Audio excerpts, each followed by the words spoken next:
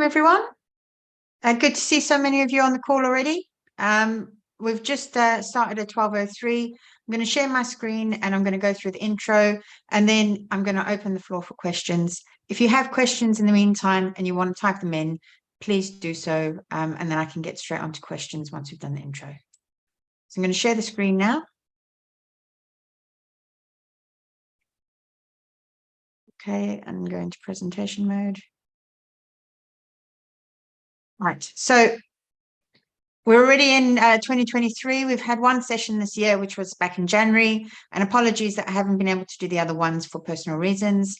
Hopefully we'll be going on to doing them monthly again now. So just keep a lookout on my LinkedIn and I'll let you know. So please remember that this session is being streamed live to YouTube and will be available for playback. So just be mindful of what you say and be respectful. Everybody who's on the call, as well as myself, are volunteering their time here, and all of the advice is given free of charge. So please be respectful when you are responding. So what is Process Safety with Louise? If you haven't joined us before, it's a place to get access to industry experts and ask questions on specific topics once a month. Roughly. It's varied, but we do it generally once a month, and it's available for catch up on YouTube. And it's a place to share best practices and for all of us to learn. Every time I run one of these sessions, I learn from it as well. So thank you all for attending. So what are we going to discuss this month?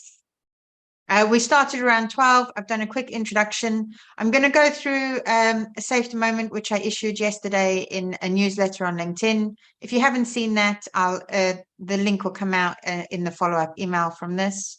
And then I'm going to open the floor for questions and answers. And when we've run out of questions, we'll just wrap up. And I'll see you guys hopefully next month. Okay, so I'm going to end that now and stop sharing. And I'm just going to share my article. So if you haven't seen my article, this is it on LinkedIn. This article is based on an episode by Tim Harford, his podcast on Cautionary Tales, and it's about La La Land.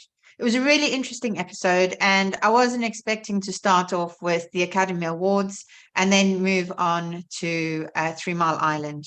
But as with all of his podcasts, they are very interesting. They take you places where you don't think that you're going to go, and it does challenge your thought processes. So if you haven't listened to that, I would strongly recommend you listen to that. One of the things he mentioned in there is that there is a great tendency for people to blame the operator. And we've seen that in incidents within our industry where people blame the operator. The operator didn't respond properly. The operator didn't follow the procedure. The operator did the wrong thing at the wrong time. However, if we stop there, and that hasn't been the case in the incident investigations mentioned here, but if we do stop there within our organization, we miss a big chance to be able to improve. Because actually we should be asking ourselves the question was, why did the operator make the mistake on this particular day? What was it about our system or our process that allowed them to make this particular mistake on that day? And in this way, if we're looking even at, near misses and so on, we can start to identify the problems before they happen, and we can prevent these accidents. So it's that vigilance that we're looking for, and that's really what he's encouraging here. Try to make things as simple as possible. So systems should be as simple as possible. And a couple of the systems that came out of these incidents are listed at the bottom here: management of change, permit to work, procedure management, competency management. These should all be as simple as possible, easy to understand if we've made a mistake, easy to understand that we have the right people at the right time, in the right place, doing the right things, and that they have the right information to be able to complete their tasks at the right time. Okay.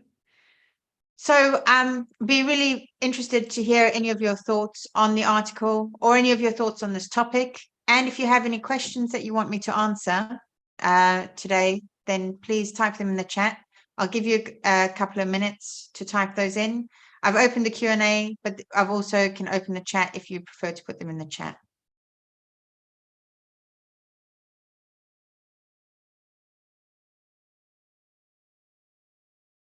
Okay, I'm going to give you guys a couple of moments. I'll just go on mute and put my camera off, and then I'll come back in a couple of moments to answer any questions.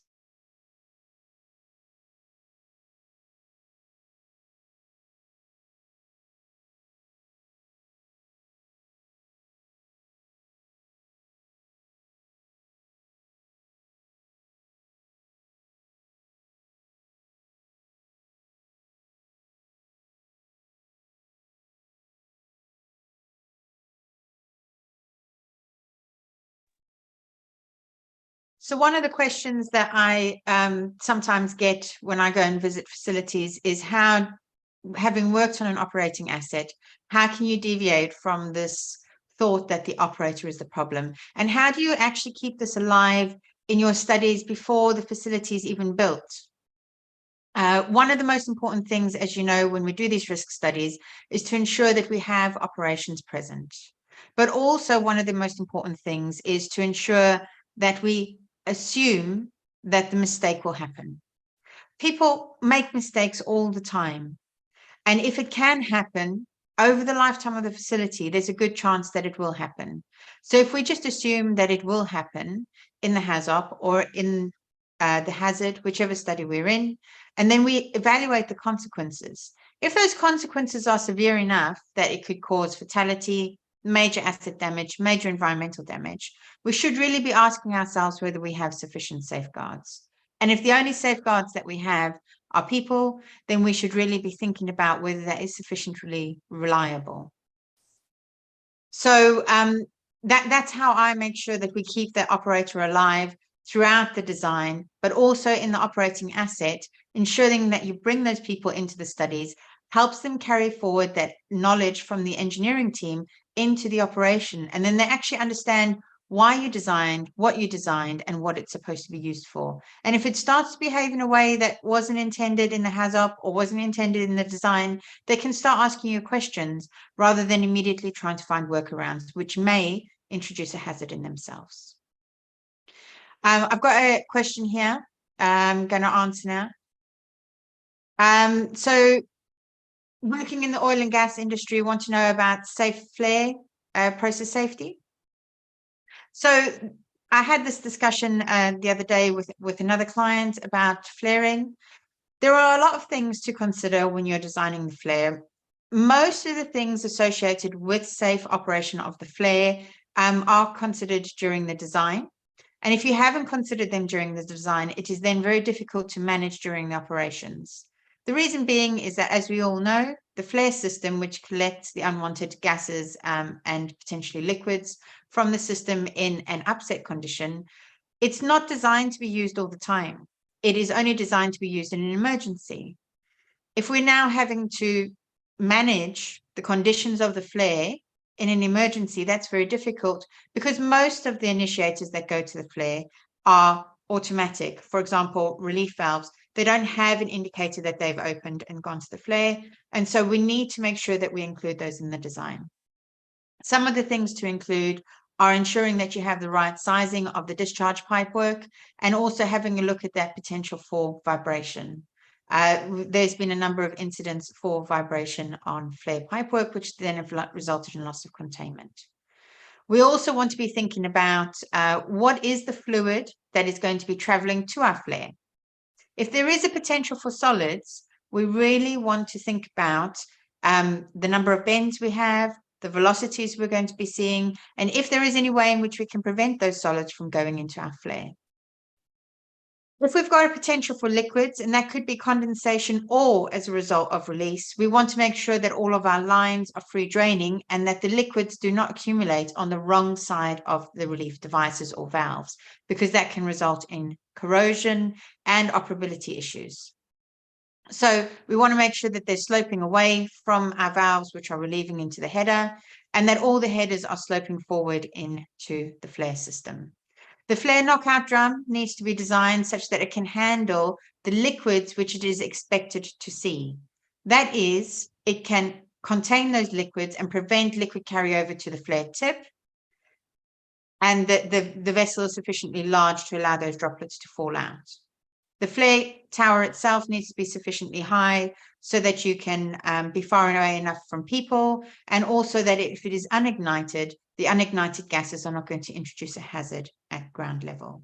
So those are just some of the things associated with the safety of the flare system. If there was anything else specifically that you wanted to ask, if you just pop that in the chat and I'll answer those if I can.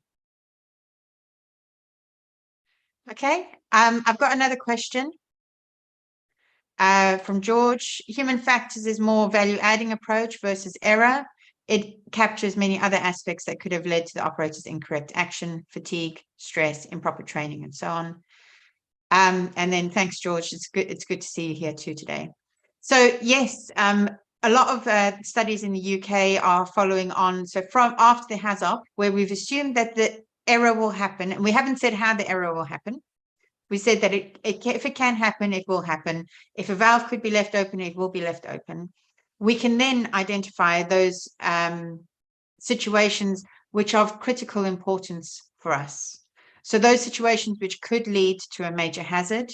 And then we have a look at the human factors associated with that. And we can do that in something called a safety critical task analysis if you're in the UK, which then looks at all of those things, George, that you've mentioned: fatigue, stress, improper training, the layout, and whether that is suitable. So for example, if you're asking someone to move a valve and watch a level gauge, but the level gauge is around the corner. If we think back to the incident where 9 people were fatally wounded when they were changing over from one bank of exchanges to another, in that situation, why did 9 people have to be there to change over from one bank of exchanges to another? There shouldn't have had to be so many people there. And if there had been fewer people, there would have been fewer fatalities. So it's really thinking about all of those things in that safety critical task analysis, which we don't normally do in the HAZOP. In the HAZOP, I try to steer away from those things and just assume that the thing can happen, and we won't say how it happens. We're not saying it's a procedural fault. We're not saying someone's made an error. We don't know if they're tired. We look at that when we find out which of those things going wrong can introduce a significant hazard, and we look at that in that safety critical task analysis. So thanks, George. I've got a follow-on question about the flare. And for the gas lift line, are there any chances of hydrates forming in high pressure lines? And how to design the process to avoid this, or any other way to avoid hydrates in the gas lift line? So generally speaking, the gas lift line is provided with clean processed gas, which means it has been dehydrated and it has met export quality.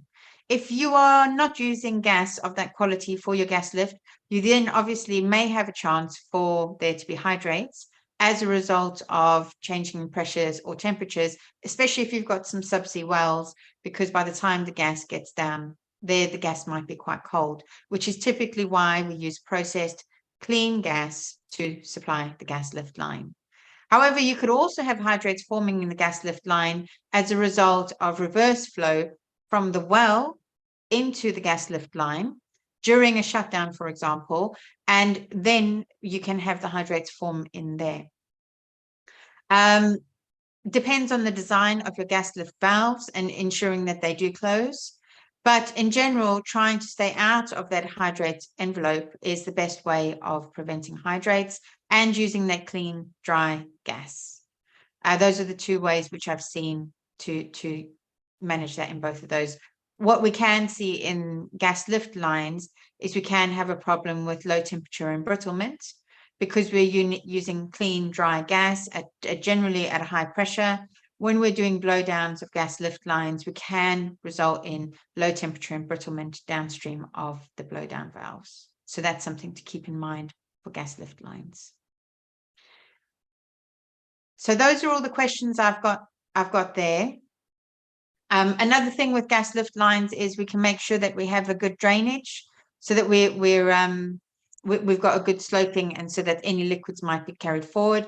But if we are using clean, dry gas, again, we shouldn't be having any liquids accumulating in our gas lift lines. Okay. We might also use gas for sweeping gas in the flare. And again, typically that is the clean, dry gas which is used. Another thing that we could think about with a flare, which was another incident that I saw, which is if you have a process which has warm, wet gas. So for example, we're bringing up fluids from a well, and that is warm and wet because it hasn't been processed, but it could be at high pressure. And then we also have dry, cold gas. So for example, downstream of our dehydrator. This cold, dry gas, when it mixes with the warm, wet gas, can either form hydrates in your flare system, or it can, if there is sufficient water, it can form an ice plug. And if you have the ice plug form and then you initiate a blowdown, we can then very easily get into overpressuring of the flare system.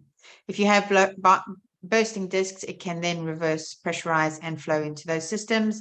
If you don't have any bursting discs, it's most likely going to result in a loss of primary containment on the flare header itself, which is difficult to recover from. So making sure that you're not mixing wet gas with dry gas, and that you can't get into those situations where you get enough water for hydrates or for ice to form is important. If we have any other questions, I'm more than happy to answer them. We've still got quite a few people on the call who could ask questions if you have any. If there's anything that you guys are struggling with and you need a bit of advice, please do type it in. Another project that I've been involved in recently and we will start working on in the next few months is helping the building industry figure out how to use HAZOP and HAZID and potentially LOPA for their processes, to understand, how we can prevent the fire moving from one apartment and then moving into other apartments in the building. So once I have an update on that, I will definitely let you know. Okay, so we've got another question. What device can be used to measure temperature in confined space, and also temperature range allowed in carbon steel? So I'm not sure about the confined space. So confined space entry is not an area of specialism for me. And I haven't normally seen in the confined spaces I have been involved in, I haven't seen temperature measurement being one of the critical factors. Normally it's associated with atmosphere. And if we are measuring temperature, it's about high temperature, so that we make sure that people are not dehydrated. But again, you could just use a standard, for example, atmospheric temperature monitor, like what we use in our homes in the UK to control our heating system. The temperature range allowed for carbon steel depends on the pressure, and it also depends on the quality of the carbon steel that you are using. If CS means carbon steel, that's the answer. But if CS means confined space, then I think it depends on what you're talking about. If you're talking about low temperature, and if you're talking about high temperature. So high temperature, if you have a look at the OSHA website, it does have some information about working conditions under high temperatures. And this can give you an indication about how long somebody could work in a certain condition under a certain temperature without suffering, for example, heat stress or other adverse effects. And that you might be useful for you to identify what your constraints are on your confined space. If you need to measure that, then you'd need a ventilation system, and you'd probably have the personnel monitoring the temperature before they go in. And you might have some remote or outside monitoring in case they got into trouble in there, and you would know that they were too hot or too cold, whichever it is that you're trying to manage. Okay, I hope that answers your question. And sorry if I didn't get the right end of the stick there.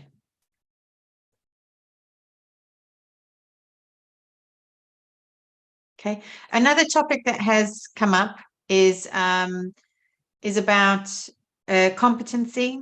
So in some parts of our industry, we've seen a large number of people going into retirement, especially after COVID, where people decided that actually their pension pot was sufficiently large and they didn't need to continue to operate. And then as a result, we have had a significant loss of competency within our industry. We have a large number of people who are new to our industry. If you're managing that, please have a look at my article that I wrote in 2020, April. I'll put a post on this week on LinkedIn. There are some ideas about how to manage that competency and how to build that up. We've got another question here. How do we know if lines are fully rated? Talking about spec breaks and P&IDs. Well, this is tricky, and this is something that we discuss in every HAZOP. Why is it tricky? It's tricky because people don't always mark where the change in specification on lines are on P&IDs. And P&IDs are not often or not always representative of what's actually in the field. So we need to make sure that what we're seeing on the drawings is actually what we've got in the field. So we need to go and have a look and find out where the spec break is, and we need to mark that. And we need to understand if it's upstream of the valve or downstream of the valve. Having a look at if things are fully rated, we need to be looking at a few different parameters, and these normally come through in our HAZOP.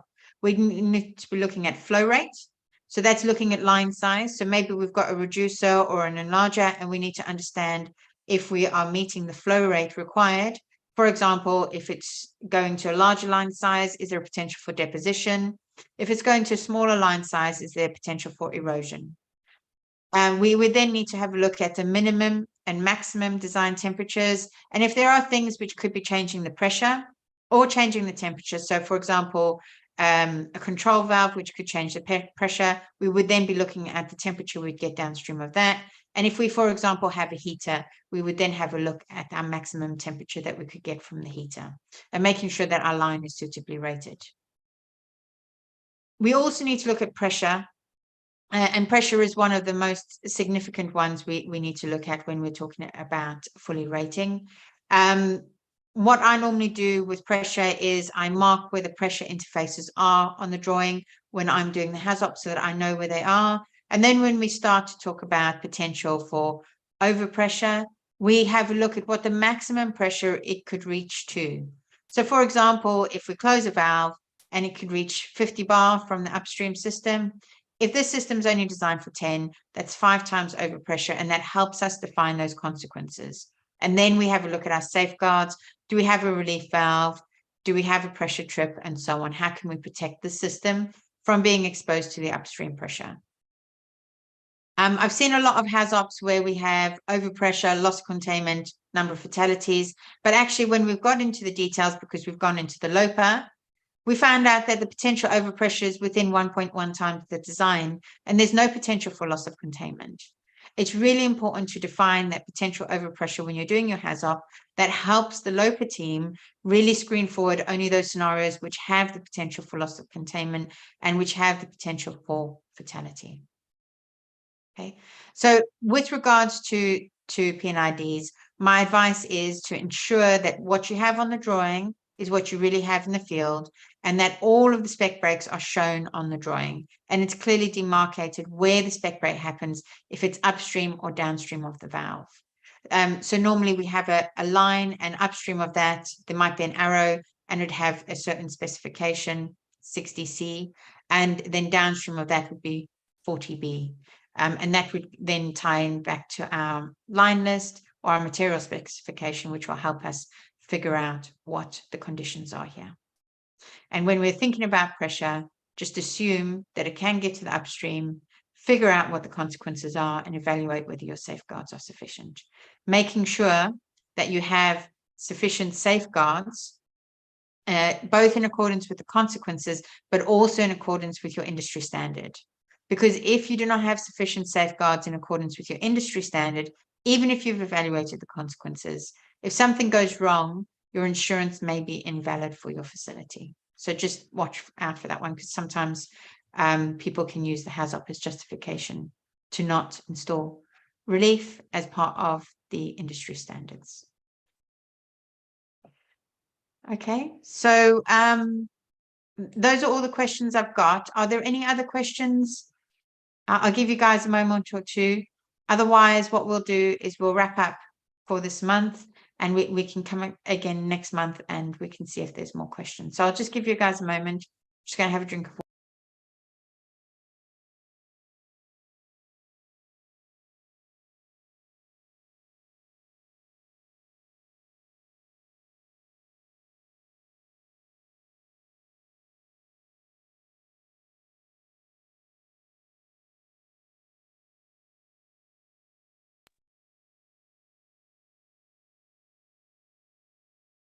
Hi, guys. So I'm back now. I haven't had any more questions. I'll give you guys a couple more moments. If there is anything else that you want from these sessions, if you send me a message on LinkedIn, I can try and change the format of the session slightly if you think that would be more helpful. But what I try to do is to try and leave the format open so that you guys have enough time to ask questions about any topic that you want. While we're here, we're waiting for a few questions. Just a reminder that if you are interested in safety and reliability, there is the Safety and Reliability Society, for which I'm the chair at the moment, and we are looking for volunteers for a number of different roles. And if you're interested in that, please do just get in touch and I can point you in the right direction of how you can become a member, but also how you can contribute to the sharing of knowledge through the society. I've got another question. So what do you look out for from a process safety point of view on a PNID and decommissioning drawing? So from a process safety point of view on a PNID, I'm looking to ensure that all of the valves that are there in the field are actually on the drawing, that the line sizes are correct, and that the vessels and so on are located in the correct orientation to the other equipment. What I'm also looking for is to understand the trips and their action.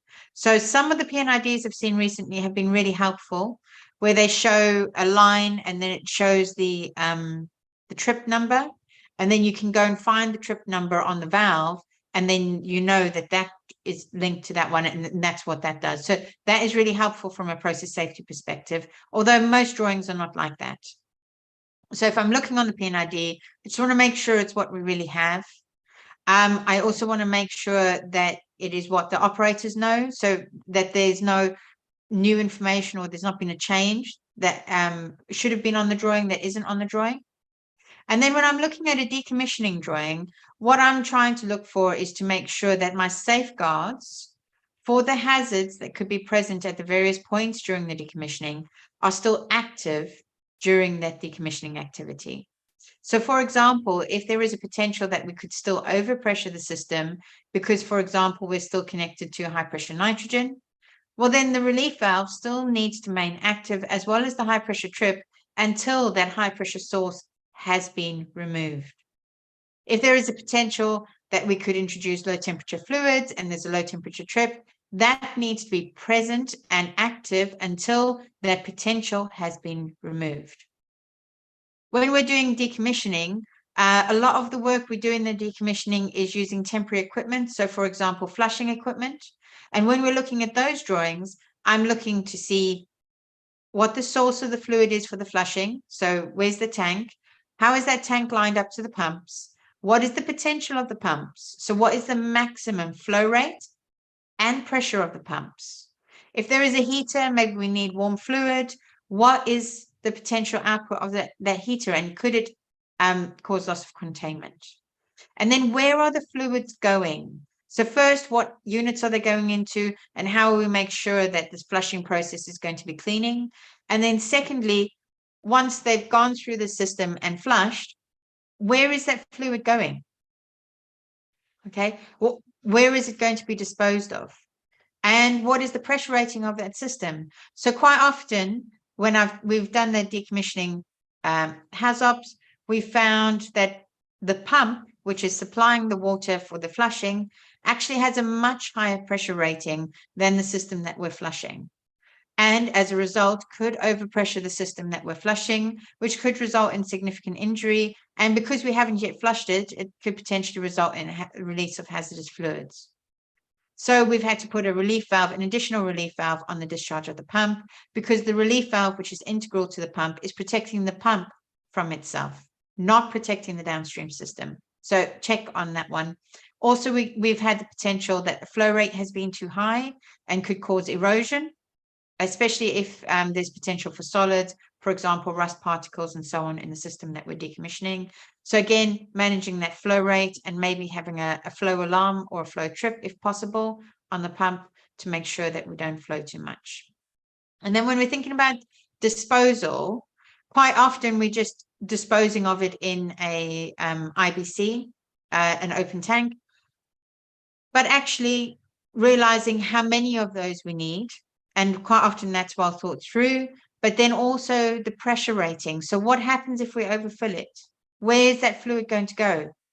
How are we going to clean that up if it does get overfilled? Or it's getting flowed into a system, for example, the closed drain system, but the closed drain system is no longer connected to anything because actually that would go back into the process that we've just cleaned. And where is that fluid going to go to? How are we going to, for example, get it from the closed drain system to a disposal well or into the containers which we're going to ship back to onshore? So those are some of the things about decommissioning, but making sure that the P&IDs match up, the one from the vendor, the one of the equipment that you're decommissioning, and then any disposal route. And we need to HAZOP that whole section to make sure that we understand what's going on. And making sure then we've got those vendor documents in place that help us understand the potential of the pumps, any heaters, any MSDS for chemicals, and so on. And then also the final thing with the decommissioning is understanding how long a system may be left in a certain state. So how long was it left in the previous state? And then how long might it be left with the fluid in it? And whether you need to then put things in like corrosion inhibitor or oxyscav to prevent corrosion of the system.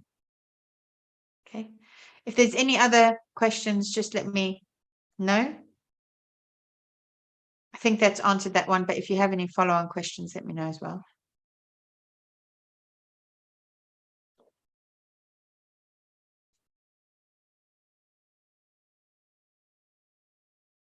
Okay, well, if there's no further questions, what I'm going to do is I'm going to run through the rest of the presentation and wrap up the session. But if we get another question, I will definitely answer those. So don't worry if you're still typing. Oh, I've got another question. Okay. Does the decommissioning HAZOP follow the regular HAZOP process? So the decommissioning HAZOP is normally in two phases. The first phase is to look at the equipment, which is going to be used for the purposes of decommissioning. And then you use the regular HAZOP process, i.e. more flow, less flow, and so on. If during that we find out there's a particular step of the decommissioning that is critical. So for example, if we were decommissioning a line and we needed to install an isolation plug because upstream of that is still pressurized because it's still servicing other facilities, and we need to install this plug, the plug setting and ensuring that it is still in place, that would be a critical step. And we then may move on to something called a procedural HAZOP, and we'd use the batch guide words for that.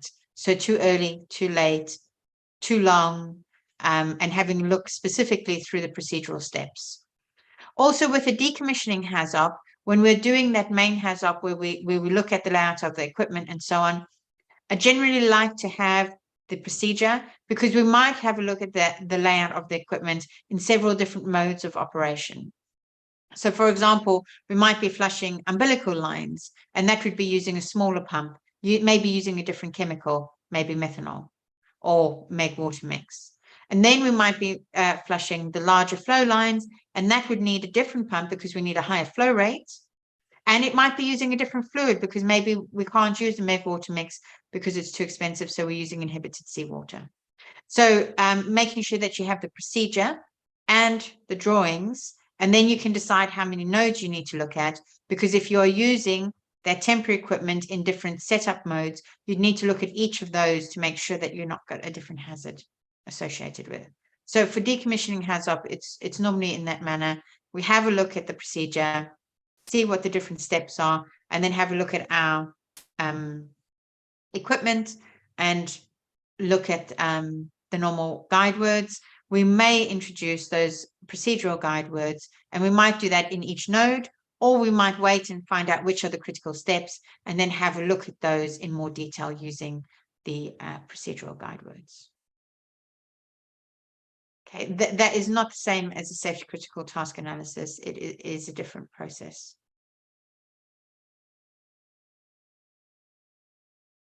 Yes, so we would be having the decommissioning procedure. So for example, if we are flushing, it might be called the flushing procedure.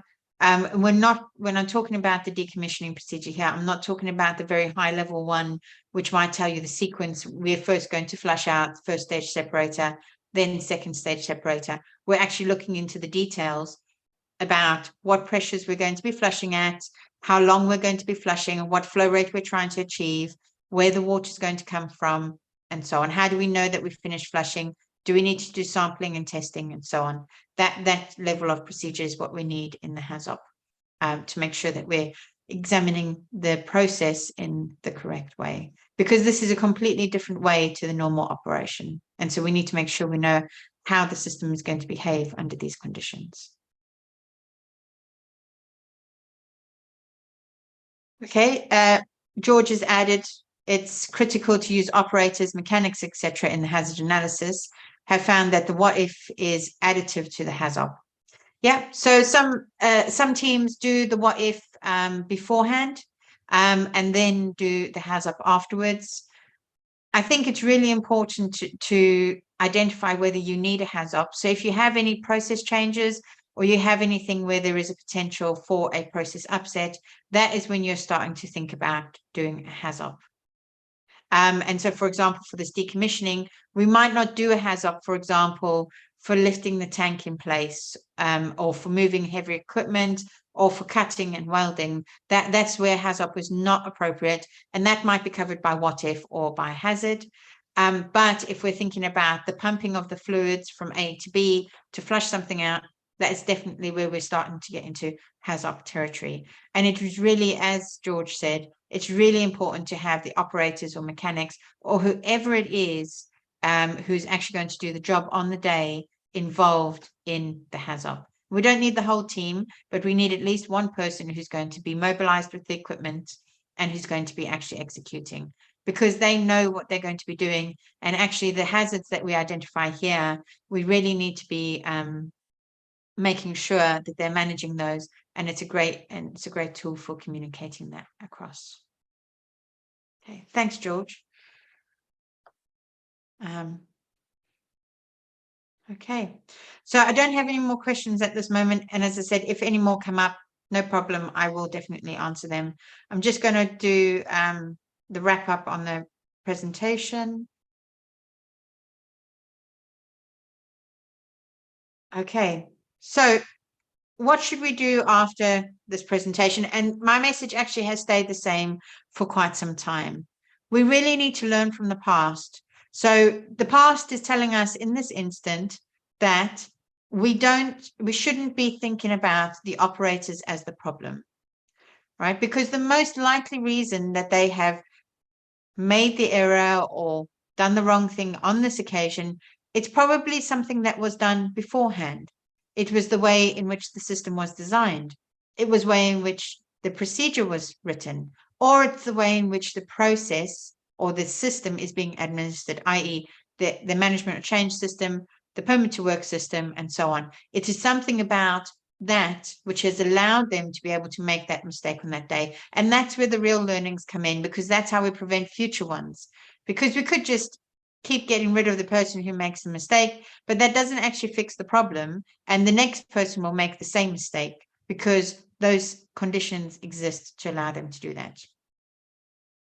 We can only do this if we identify our hazards. If we don't know what the hazards are in our facility, we don't know when to put these additional processes in place. We don't know when we need to start looking in more detail using a safety critical task analysis, when we need to do a HAZOP and so on. We need to understand those base hazards within our facility and then use a systematic methodology like hazard or HAZOP, whichever is appropriate, or what if, to identify those hazards. And we need to understand them well. We need to understand what causes them and whether that is really credible. We need to understand the consequences sufficiently, and that's the consequences without safeguards. And then we need to understand how those safeguards detect the problem, figure out it is a problem, and do something to prevent the hazard from being realized. And then we need to maintain it as such, manage them accordingly. And we need to be vigilant throughout this whole process. We cannot let our guard down at all, because the hazards do not rest. And as soon as the holes line up, the hazard can be released. So process safety with Louise will happen in June, and I will give you a date. I'm just checking my schedule to make sure I've got the date in the diary, and I'll put that on LinkedIn as well. Free templates on HAZOP and LOPA continue to be available at louisewhiting.com, but that website may not be operating after the end of June. I have a new website, which is ddarpsm.com, and that's where we'll get the future articles and other resources associated with risk assessment, identification of hazards, and so on. There'll be some courses in May and June, and I'll set dates for those in the coming weeks. So keep an eye out as well on LinkedIn, and you'll be able to see the dates for those courses. And I look forward to seeing some of you there potentially, or some of you there at the next Process Safety with Louise in June. If there's any other questions, I'll give you a couple more moments on the chat. Otherwise, you guys have a safe day. Keep safe until we talk next time. If you have any questions or anything you want help with, please get in touch on LinkedIn. If I don't know the answer, I will try to find the answer for you or put you in touch with somebody who knows. Okay. Well, thank you all very much. I haven't received any more questions. As I said, I'll stay for a few more moments, but really appreciate you coming back, and sorry for the interruption to the program, but enjoyed the session. Thank you.